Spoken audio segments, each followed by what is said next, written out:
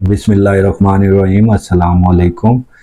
आज का जो टॉपिक है वो भी जो है हमारे जो पेरेंट्स होते हैं वो बच्चों के हवाले से इस मामले में परेशान रहते हैं।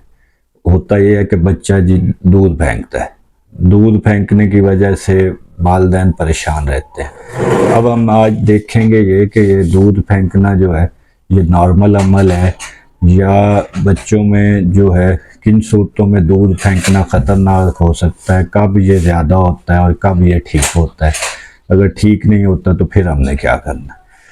तो आज इन चीज़ों पे बात कर लेते हैं। सबसे पहली तो बात यह है कि जो दूध फेंकना है इसको हम कहते हैं regurgitation of feed, regurgitation of milk. जो छोटे बच्चों में होता है वो जो मैदे और खुराक की नाली का जहाँ पे जोड़ होता है वो अभी ज़्यादा डेवलप नहीं हुआ होता है। जब आप बच्चों को ओवर फीड करवाते हैं, बार बार फीड करवाते हैं, तो उस सूरत में होता ये है कि बच्चों को जो है बच्चा दूध निकाल देता है। अगर तो दूध हज़म किया हुआ निकाले तो वो परेशानी की बात नहीं है, लेकिन अगर बच्चा दूध बिल्कुल जैसे पिया वैसे निकाल दे तो फिर उस सूरत में कुछ अलामात हैं वो हमें पता होनी चाहिए जो ख़तरनाक साबित हो सकती है। अगर तो दूध निकालते हुए बच्चा रात में जो है ज़ोर लगाए, जिस्म अकड़ा ले, तो ये एक परेशानी की अलामत है। या बच्चा जो है गोता खा जाए, या बच्चा नीला हो जाए, या बच्चा जो है कि उसकी छाती से आवाज़ आनी शुरू हो जाए, या बार बार छाती ख़राब हो। अब ये अलामात आपके ज़हन में होनी चाहिए। अगर इसके साथ बच्चे का वज़न सही से नहीं बढ़ रहा तो फिर आपको डॉक्टर के पास जाने की ज़रूरत है। अगर इसके साथ वज़न ठीक बढ़ रहा है और बच्चा थोड़ा बहुत दूध निकालता है तो ये एक नॉर्मल अमल होता है, उसमें इतनी ज़्यादा परेशानी की बात नहीं है।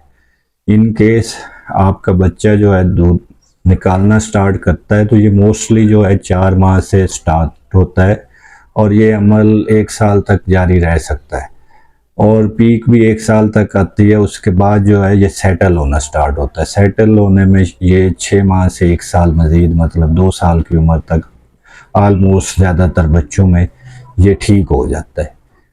अब एक कंडीशन होती है, उसको हम हाइपर स्टीनोसिस कहते हैं। उसमें होता ये है कि खुराक की नाली और मैदे का जहाँ पे जोड़ होता है वो सुराख नैरो होता है, मतलब तंग होता है। अगर तो ये मसला होगा उस सूरत में तो फिर उसका हल सर्जरी है, मेडिसिन से उसका रिलीफ नहीं है। लेकिन अगर ये कंडीशन नहीं है और बच्चा जो है वज़न भी नहीं गेन कर रहा या बच्चा वज़न गेन कर रहा है तो उस सूरत में बच्चा अगर फिर भी बाहर दूध निकालता है तो उसमें 4-5 चीज़ें अब आप वो करें घर में।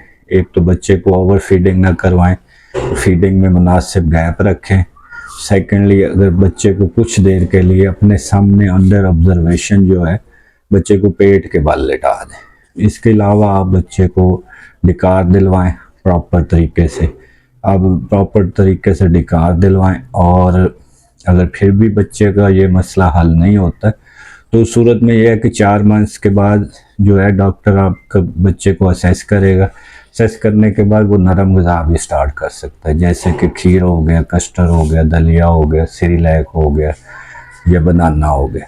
अभी आपने मतलब इन बच्चों में अर्ली वीनिंग या अर्ली सॉफ्ट डाइट तो स्टार्ट कर देनी है, लेकिन आपने अंडा वगैरह जो है वो 7 मंथ्स के बाद ही स्टार्ट करना है। अब ये जो खुराक मैंने बताई है ये करेगी कि ये जो मैदे की दीवार है या वाल है उस पे जाके लाइनिंग बना देगी, जिससे इरिटेशन कम होगी तो दूध फेंकने का अमल भी कम हो जाएगा। इसके अलावा जो है हमारे जो है मार्केट में मुख्तलिफ फार्मूला फीड्स आते हैं जो रिफ्लेक्स के लिए होते हैं, और तो अगर आपके बच्चे का रिफ्लेक्स ठीक नहीं हो रहा तो फिर ये वाले फार्मूलाज भी यूज़ किए जा सकते हैं। अगर तो बच्चा बड़ा होगा, थोड़ा साल से ऊपर का होगा, तो वो आपको पेट में दर्द बता सकता है, मैदे वाली जगह पे दर्द बता सकता है। इसके अलावा उसको कभी कभार उल्टी आ सकती है या तेज़ाबियत का भी मसला हो सकता है। तो इन सूरतों में आपको डॉक्टर को दिखाना चाहिए।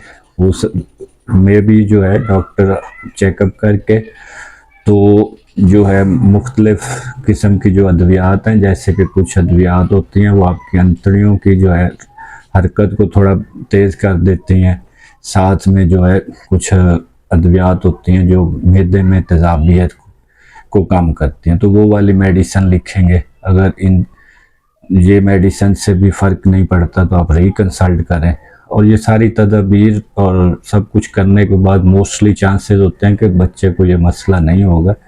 ان کیس مسئلہ ہوتا بھی ہے تو پھر آپ ریکنسلٹ کریں، ہو سکتا ہے کہ کوئی ایسا ایشو ہو جس میں سرجری کی ضرورت ہو۔ شکریہ۔